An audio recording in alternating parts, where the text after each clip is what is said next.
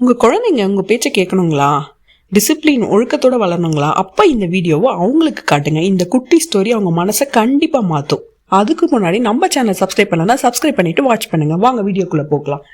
சின்ன வயசுலேருந்தே ஹனுமார் மிகவும் ஆர்வமுள்ள குழந்தை. உலகில் உள்ள எல்லாவற்றையும் தெரிந்து கொள்ள வேண்டும் என்று அவருக்கு ரொம்ப ஆசையாக இருந்தது. வேதங்கள், கலைகள், உலக ரகசியங்கள் எல்லாம் கற்க வேண்டும் என்று எண்ணினார்.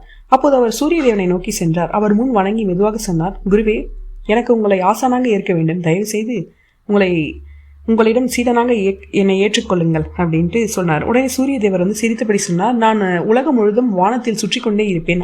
அப்படி இருக்கும்போது நான் உங்களுக்கு எப்படி பாடம் கற்பிக்க முடியும் அப்படின்ட்டு சொன்னார்.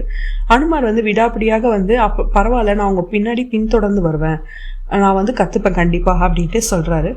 உடனே அவருடைய பக்தியை கண்டு சூரிய தேவர் அப்படியே ஆகட்டும் அப்படின்ட்டு சொல்லிட்டு போகிறாரு. டெய்லி காலையிலே எந்திரிக்கிறது, சூரிய உதயமாகும் போது சூரியன் பின்னாடியே போயிட்டு வேதங்களும் ஞானங்களும் எல்லாவற்றையும் சூரிய தேவரிடமிருந்து ஹனுமான் கற்றுக்கொள்கிறார். அந்த மாதிரி இருக்கும்போது ஒரு பல நாட்கள் சென்றது. ஒரு நாள் காலையில் விடியல் தொடங்கியது. அப்போது சூரிய தேவர் கிளம்பினார்.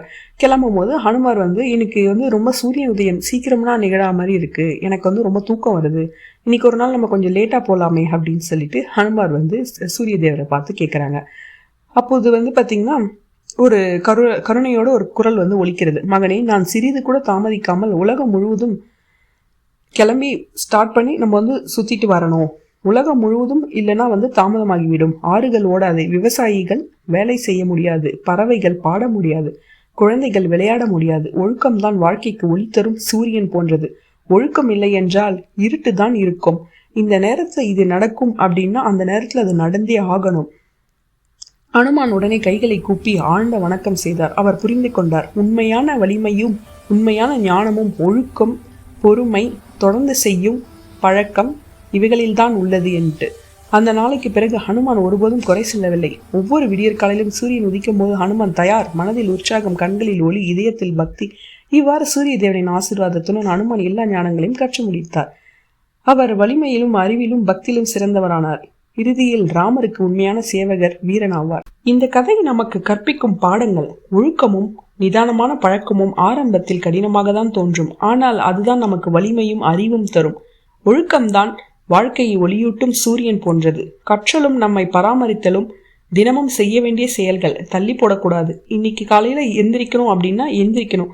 இன்னைக்கு சாயந்தரம் இந்த ஹோம்ஒர்க்கை முடிக்கணும் அப்படின்ட்டுனா அந்த ஹோம்ஒர்க்கை முடிக்கணும். ஒரு நாள் டிலே ஆனாலும் இன்னைக்கு சாப்பிட்றத நம்ம நாளைக்கு சாப்பிட முடியுங்களா குழந்தைகளே அப்படின்ட்டு உங்கள் குழந்தைங்க கிட்ட சொல்லுங்க. ஸோ இன்னைக்கு வேலையை நம்ம இன்னைக்கே தான் செய்யணும். அப்போதான் அந்த டிசிப்ளின் வளரும்.